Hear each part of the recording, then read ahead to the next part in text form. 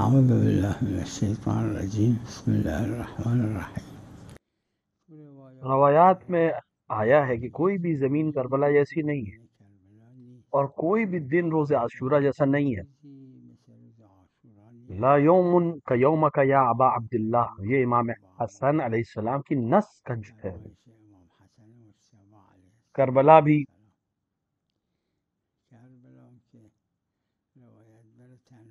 وہ زمین جو زمین سے بلند ہو کر، وہ حصہ زمین کا جو بلند ہو کر جنت کے سب سے اعلیٰ مقام پر ہوگا، وہ کربلا کی زمین۔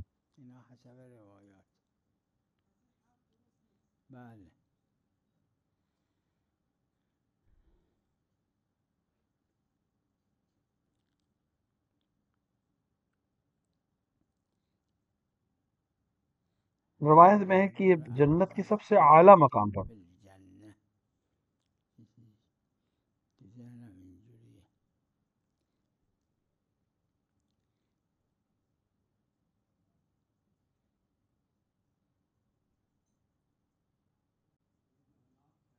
نعم صلوات اللہ علیہ۔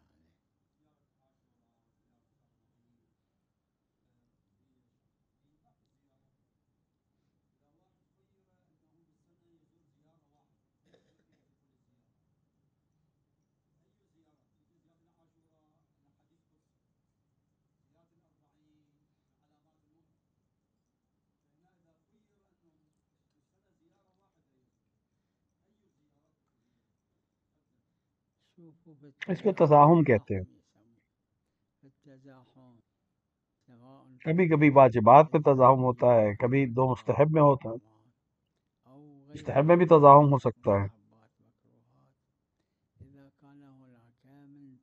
اگر ہمارے پاس مختلف قرائن موجود ہوں جس سے کسی ایک کی اہمیت معلوم ہو سکتی ہو، تو وہ جو جس کی اہمیت ثابت ہو وہ مقدم ہو جائے گا۔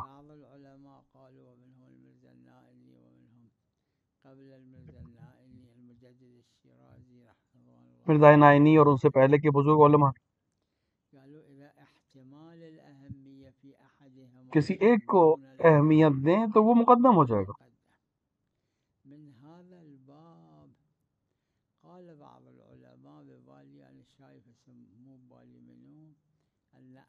اور اس لحاظ سے وہ جو زیارت کے لیے جائے، زیارت عاشورہ حدیث قدسی ہے، اس کے اندر کوئی حرجی نہیں ہے، سوال اشکالی۔ وہ انسان جو کربلا جاتا ہے، امام حسین کی قبر پر پہنچتا ہے، اس پہ جو سب سے افضل ہے، بعض نے کہا وہ زیارت عرفہ کو کہا ہے سب سے افضل، کیونکہ اس کے سلسلے میں جو روایات ہیں بہت ہے، خصوصاً مثلا جو امام وہ روایت جس میں خداوند عالم خداوند عالم کربلا میں امام حسین کے زائروں پر روز عرفہ نظر کرم پہلے کرتا ہے اور پھر اپنے حاجیوں پر نظر کرتا ہے۔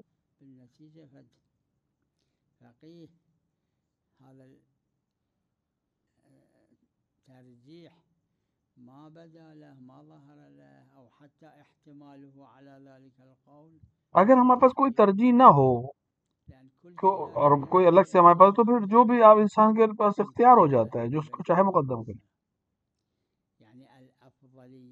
کیونکہ افضلیت بھی اللہ کی طرف پلٹے گی، وہ جس کو قرار دے۔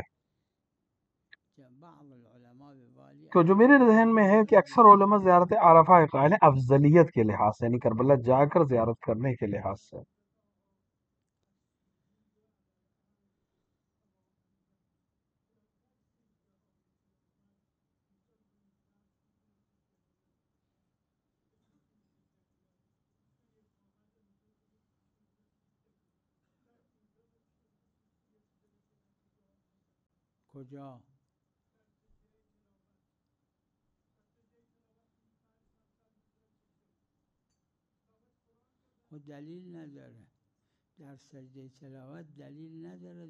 تو ہمارے پاس دلیل نہیں ہے کوئی کہ جو تلاوت میں یعنی قرآن کے واجب سجدے ہیں اس میں وہی اسی چیز پہ سر رکھے جس پہ سجدہ صحیح ہے۔ کیونکہ اس میں نہ اس میں قبلہ شرط ہے، نہ اس میں سجدے کی نماز پہ شرط ہے کہ زمین پہ ہو یا زمین سے اگنے والی چیزیں ہوں جو کھانے اور پینے کی نہ ہو، لیکن دوسری جگہوں پہ دلیل نہیں ہے ہمارے پاس۔ سجدہ شکر جو کہ انسان زمین پہ سجدہ کرے ضرور فرش پہ بھی کر سکتا ہے، شکر کہیں بھی، کیونکہ دلیل نہیں، مطلق ہے وہ۔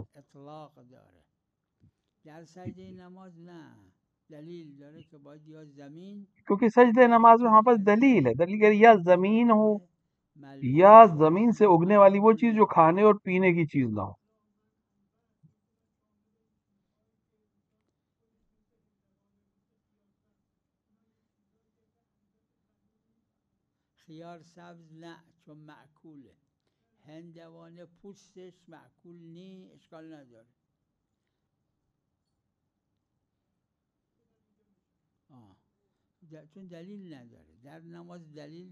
دیکھیے نماز میں دلیل ہے ہمارے پاس کہ نماز کے سجدے میں ضروری ہے کہ یا زمین ہو یا زمین کی سے اگنے والی چیزیں جو کھانے اور پینے پہ نہ ہو، لیکن قرآن کے واجب سجدے، ذات عاشورہ کا مستحب سجدہ یا کلن جو بھی سجدے ہیں واجب نمازوں کے علاوہ، یعنی نماز کے سجدے کے علاوہ کسی سجدے میں یہ دلیل شرط نہیں کہ اس سجدے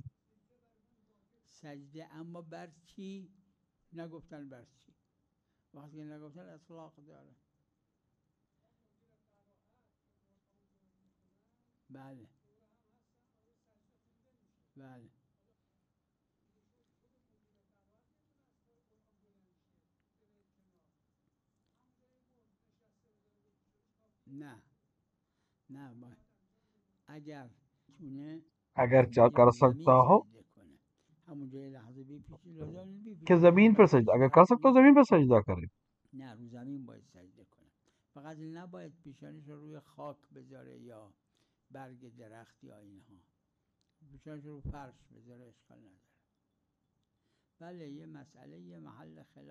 ایک مسئلہ اس میں جو اختلافی ہے کہ اگر دو لوگ ایک ساتھ پڑھتے ہوں، قرآن پڑھ لیں اور دونوں ایک ساتھ اس آیت کو پڑھتے جو واجب ہے، اس پہ اختلاف ہے علماء میں کہ دو سجدے کرنا ہے اس آدمی کو جس نے آیت پڑھی بھی اور سنی بھی ہے اسی وقت، یا ایک کرنا ہے۔ بعض کہتے ہیں نہیں دو کرنے ہیں، بعض کہتے ہیں نہیں ایک کافی ہے،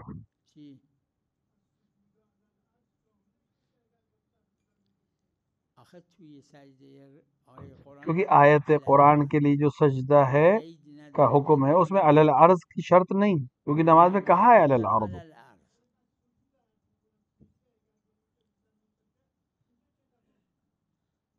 یعنی فرش پہ بھی سجدہ کر سکتا ہے، مصلی پہ بھی سجدہ کر سکتا ہے، نماز میں نہیں کر سکتا۔ نماز میں دلیل ہے ہمارے پاس کہ وہ زمین پر ہو یا زمین کے اس حصے، اس چیز زمین سے اگنے والی وہ چیز جو کھانے اور پینے میں کام نہ آتی ہو۔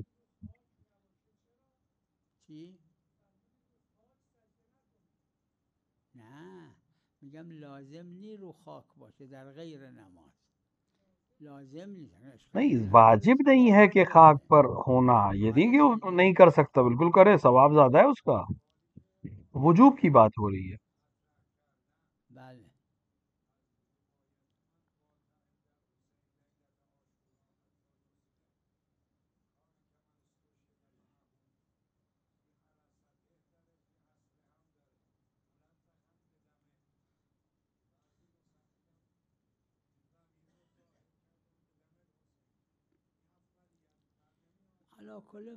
کلن یہ فقیہ اس مسئلے کو کیسے سمجھتا ہے اس کے لحاظ سے یہ حکم شرعی ہے۔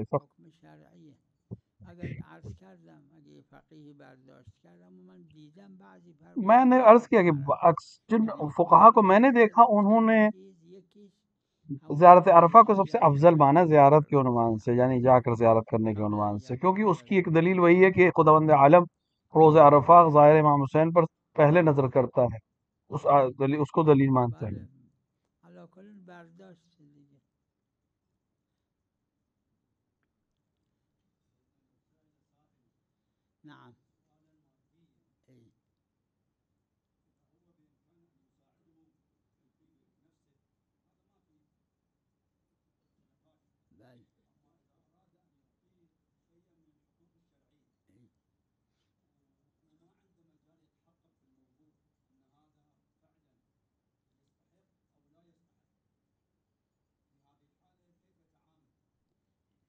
تفصيل الواقع، لازم ولو بالقرائن ولو من كلامه ولو من هذني يقتنع إلى أنه مستحق يعطي، کسی بھی طرح سے اس کے لیے ضروری ہے کہ إذا ما كل کسی طرح سے اس کو من المال اللي عينه الشارع لأفراد خاصين مثلا جو چیز خاص شارع نے وضع کی ہے کسی کے لیے کہ اسے سید کو دیا جائے یا فقیر کو دیا جائے، اس کے لیے کسی بھی طرح سے یہ ثابت کر لینا ضروری ہے کہ وہ اس کا مستحق ہے.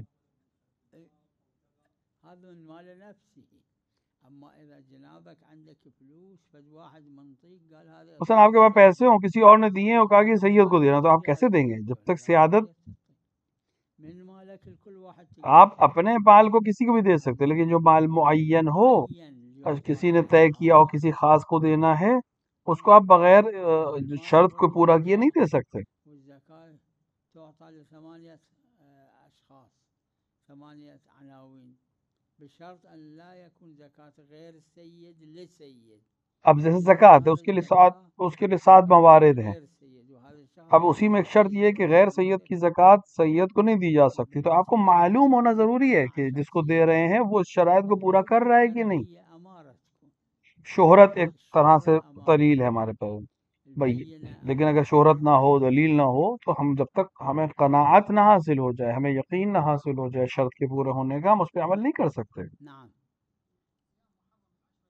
اي اي اي ما يخالف. لا اشكال ما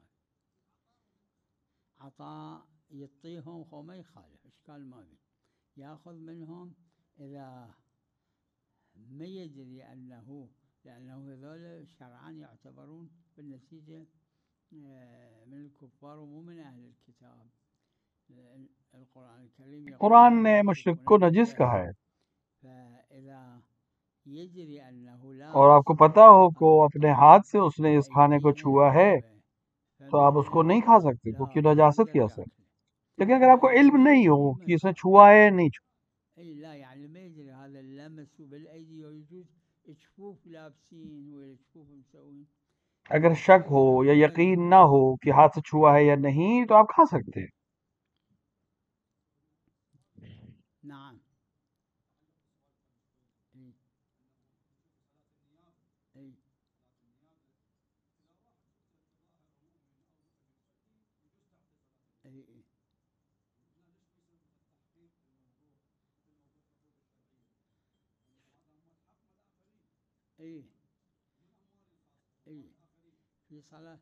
في صلاة النيابة، نماز نیابت میں اصل صحت ضروری ہے،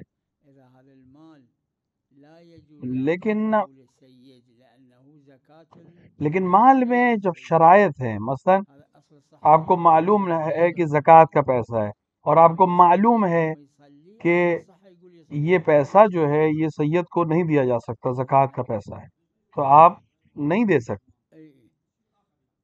مو معين لأشخاص معينين لا يعني ما يخالف. اما اذا معين جس میں معین نہیں اس میں کوئی مسئلہ نہیں. غير السيد للسيد ما يصير. مثلا سہم سادات غیر سید کو نہیں دے سکتے، آپ کو نہیں معلوم کہ سید ہے کہ نہیں ہے تو آپ نہیں دے سکتے.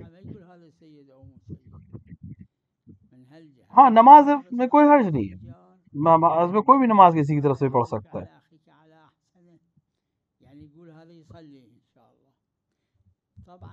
اب تو اس میں اختلاف ہے، بعض کہہ رہے ہیں کہ مثلا انسان کو اطمینان ہونا چاہیے کہ یہ پڑھے گا.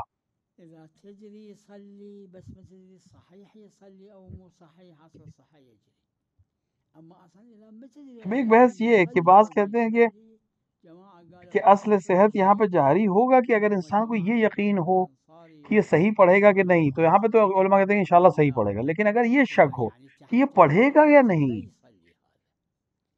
تو پھر اب اس کو یقین ہونا چاہیے کہ نہیں یہ پڑھنے والا ہے. آپ یا تو دلیل ہو آپ کے پاس، یا آپ کسی طرح سے آپ کو اطمینان ہو کہ سامنے والا یہ نماز پڑھ دے گا.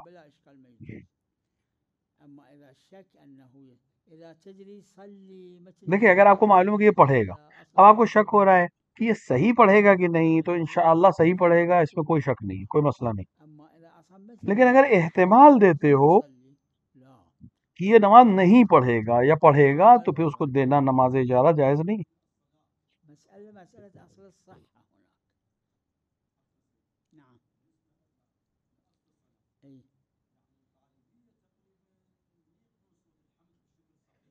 أي.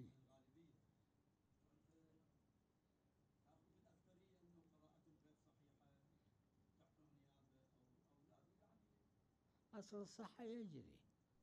أصل الصحة يجري إشكال ما في. في الحديث الشريف يقول أن الأعجمي ليقرأ القرآن بعجميته. اور روایت میں ہے کہ خداوند عالم سے جب کوئی غیر عرب اپنے لہجے میں قرآن کو پڑھتا ہے تو خدا اس کو عربی لہجے میں اوپر لے جاتا ہے.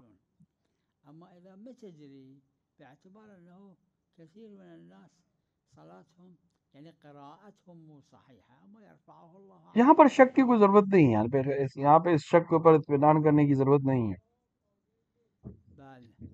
کیونکہ اکثر لوگوں کا لہجہ جو ہوتا ہے وہ قرآن کی سلسلے سے اس طرح نہیں ہوتا. ایسا ہونا چاہیے، لیکن اس کو خداوند عالم قبول کرتا ہے.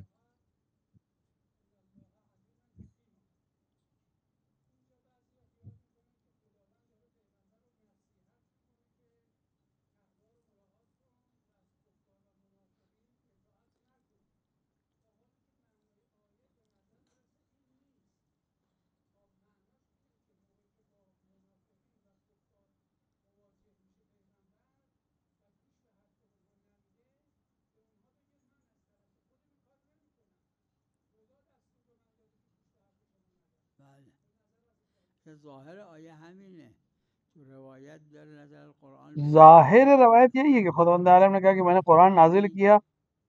معنی مطابقی مراد نیست، معنی التزامی مراد کہ میں نے قرآن نازل کیا تاکہ آپ سے کہوں دوسرے سنیں. ظاہرش همینه. نعم.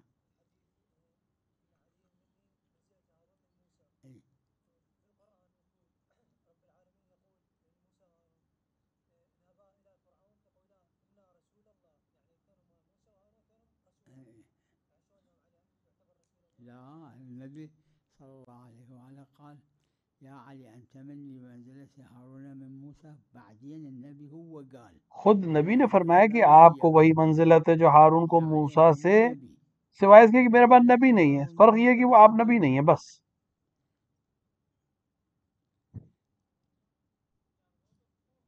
بله بله نه خمس تو قرآن فرمودش این خمسی که کسی میده. قرآن نے خمس کے سلسلے میں کہا ہے کہ قرآن کے خمس کے 6 حصے ہیں. یہ قسمتش مال پیغمبر صلی اللہ علیہ وآلہ، یہ قسمتش ایک اللہ کا حصہ ہے، این سه قسمت اسمش را علما گذاشتن. ایک اللہ کا، ایک رسول کا، ایک امام کا. ان 3 حصوں کو علماء نے جو نام رکھا وہ ہے سہم امام. اور جب امام غائب ہیں تو انہوں نے فرمایا کہ یہ علماء میری طرف سے تم پر حجت ہیں اور میں ان پر حجت ہوں، تو فقیہ جامع شرائط کو دیں یا اس سے اجازت لو. اور باقی جو 3 حصے بچتے ہیں وہ سادات کا ہے جو اس شرائط پر ہوں،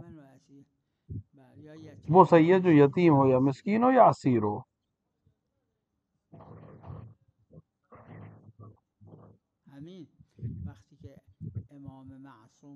دیکھیں امام کے زمانے میں اگر امام ظاہر ہو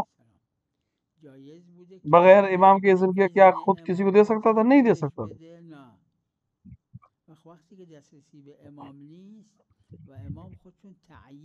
تو جب امام کے پاس ہم نہیں جا سکتے اور امام نے خود سے وکیل عام معین کر دیا ہے کہ وہ فقہا جو اہل فن ہوں، احکام کو جانتے ہوں اور متقی اور پرہیزگار انسان ہوں، وہ میرا جانشین ہے ان امور میں، تو اس کی اجازت چاہیے. یا تو اس کے ہاتھ میں دیں یا پھر اس سے اجازت لیں.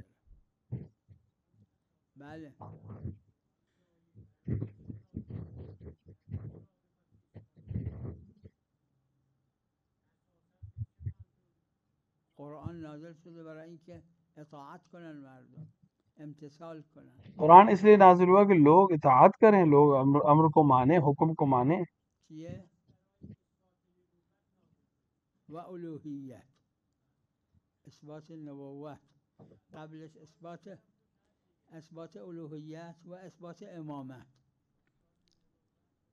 اطیع الله اطیع اللہ و الرسول اطیع و اولی الامر، اثبات هر سه. الرسول و اولی الامر. بله. و احکام، اطاعت مردم احکام.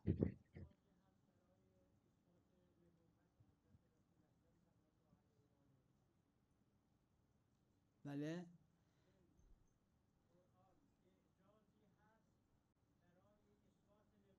بله بله اشکال نداره، اما این معناش نیست که برای اثبات الوهیت نیست.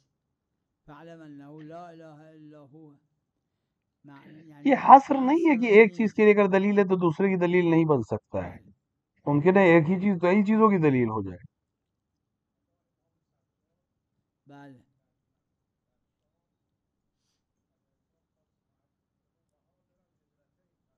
بله.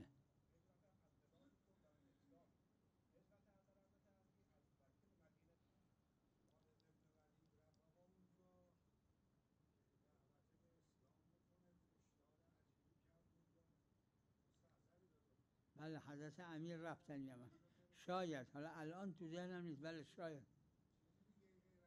بله زمان خود پیغمبر صلی اللہ علیہ وآلہ به امر امیر المومنین پیغمبر کے ہی زمانے میں پیغمبر کے حکم سے یمن گئے، وہی جو آخری سال تھا پیغمبر کا زندگی کا، اسی سال.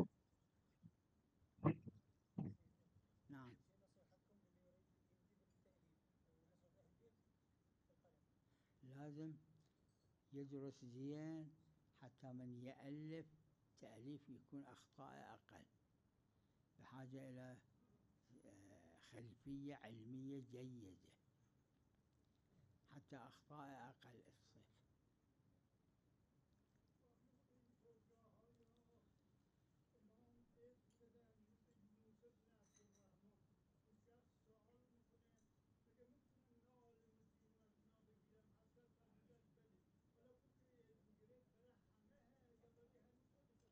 نه ببینید این فقہا کہتے ہیں ظواہر حجت ہے. کہیں کہیں پہ کوئی چیز ظاہر ہوتی ہے کہ یہ مورد ہے لیکن موضوع نہیں ہے. حضرت عرض افیونس ابن عبد الرحمن ثقة آخذ عنه معالم دینی. حضرت فرمودن نعم. یعنی حضرت سے پوچھا گیا کہ یونس سے ہم دین لے لیں؟ حضرت نے کہا لے لو. تو اس سے معلوم ہے کہ چونکہ یونس سقی ہے، ثقہ ہے، سچا ہے، یہ مورد ہے، تو ہر وہ مورد جو سچا ہے اس سے دین کے معالم اور معارف لیے جا سکتے ہیں.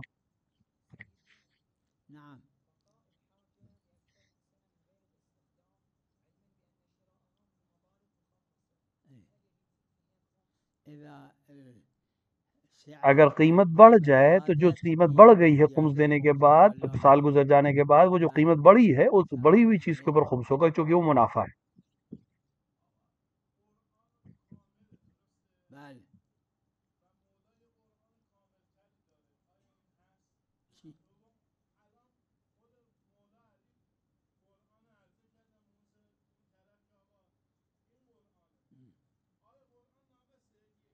نه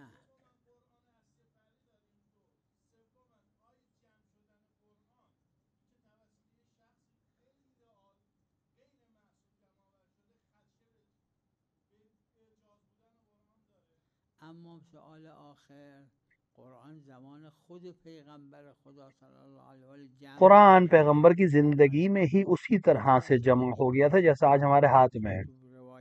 روایت کیا کہہ رہی ہے؟ پیغمبر نے فرمایا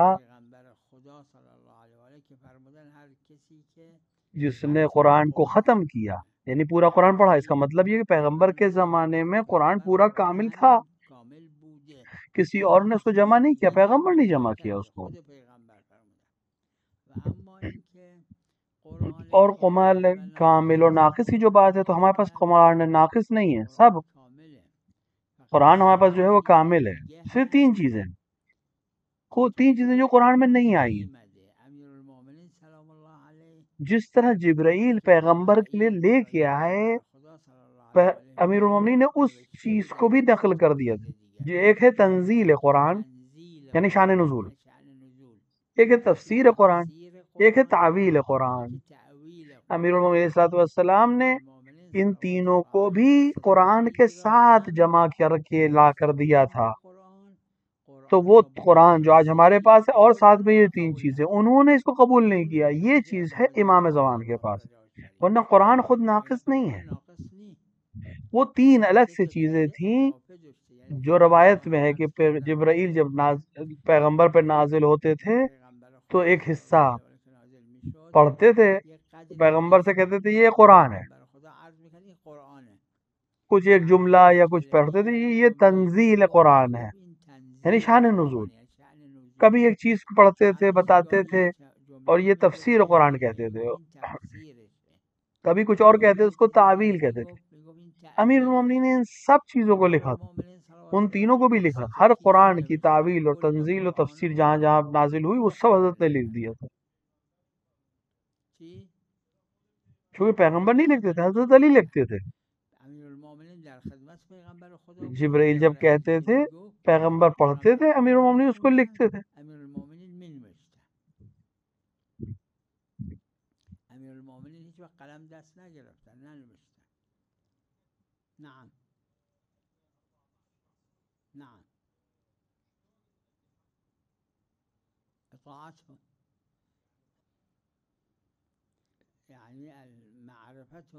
یہ معرفت ہونا کہ وہ ہمارے امام ہیں، یہی معرفت، اور ان کی اطاعت واجب ہے. جو انہوں نے بیان کیا، جو انہوں نے کہا، اس سب پر عمل کرنا، یا جہاں پر سکوت کیا.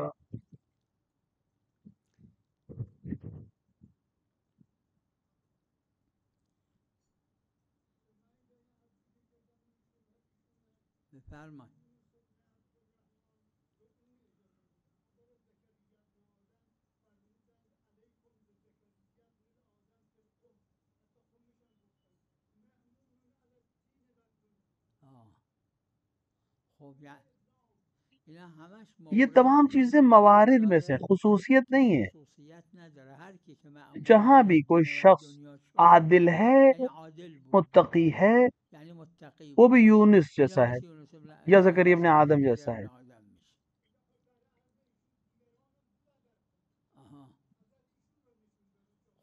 یہ دلالت حصر تو نہیں ہے، قطعی نہیں ہے.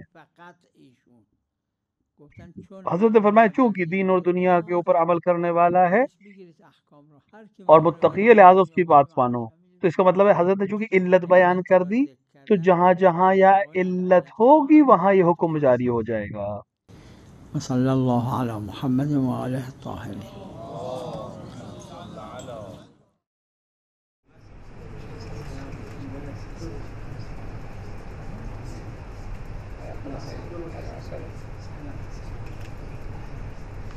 السلام